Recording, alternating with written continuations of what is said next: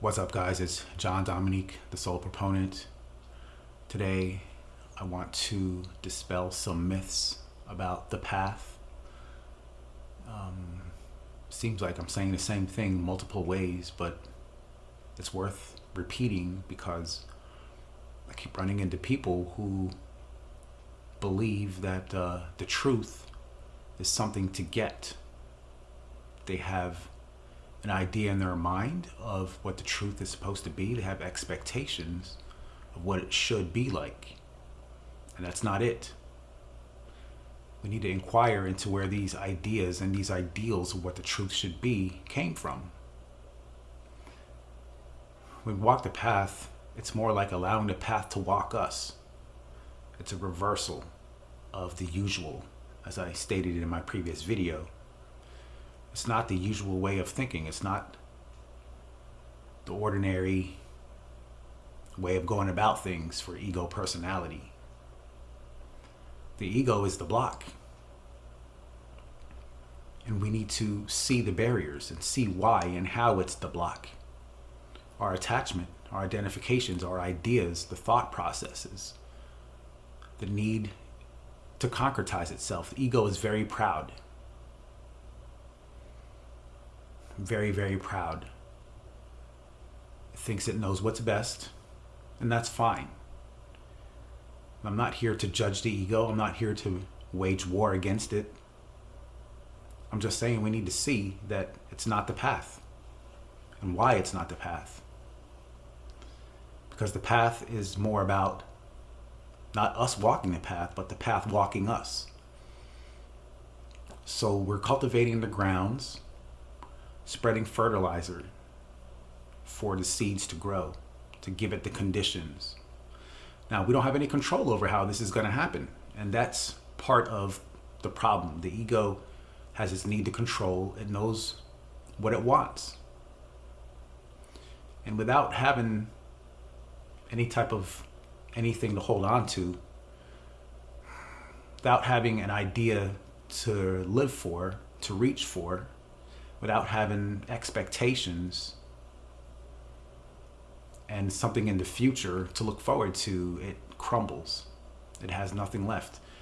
Now it'll also, and the other opposite side of that is its memories. Like it'll try to remember something that it liked in the past and try to bring back that feeling of value and goodness that it got from that thing in the past. So the ego is always looking forward or always looking backwards.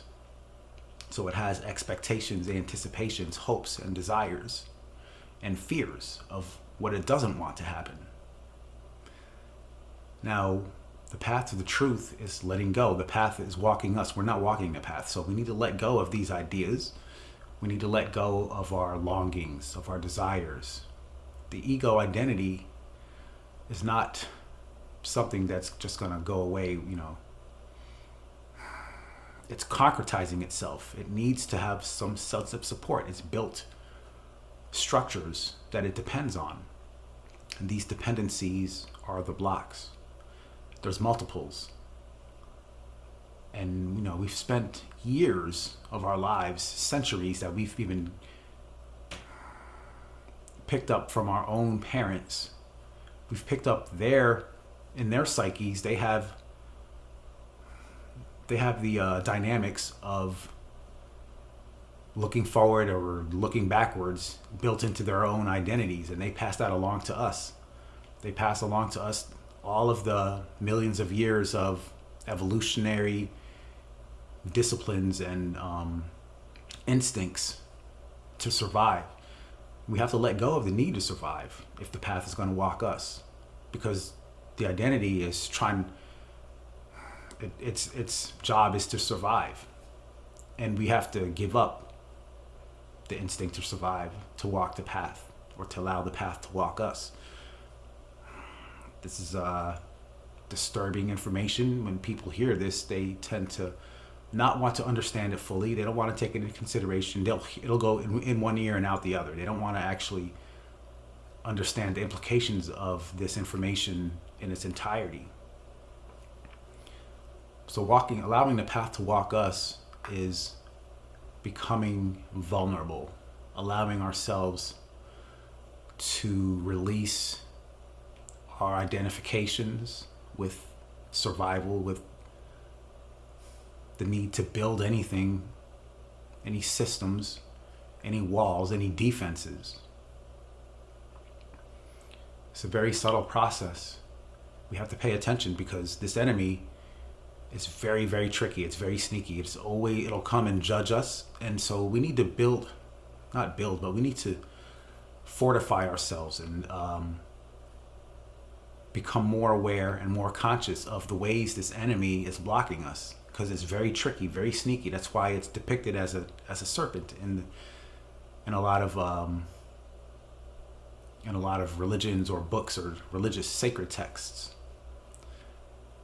So this enemy it's got this reward punishment system, and it'll punish us once it becomes aware that we're maybe making things worse as we walk the path, because it's going to get worse before it gets better. That's how it usually operates. Once we become aware of how we're blocking the path from walking us instead of us walking the path, it'll judge itself, it'll punish itself, and then it'll judge itself and punish itself for judging itself and punishing itself. It's a cycle, very difficult, because when we get caught up in that cycle, we're not paying attention to, we're too worried about avoiding pain and going towards pleasure. That pleasure principle becomes so important. It becomes more important than us staying with the truth. We don't want to feel overwhelmed by the feelings that will result once we let go of our need to avoid pain and go towards pleasure. So allowing the path to walk us is a different story than us walking the path. We think we can do something. The ego,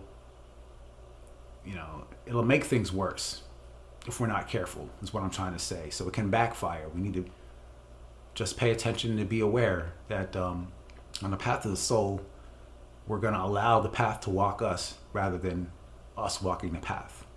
John Dominique, the Soul Proponent.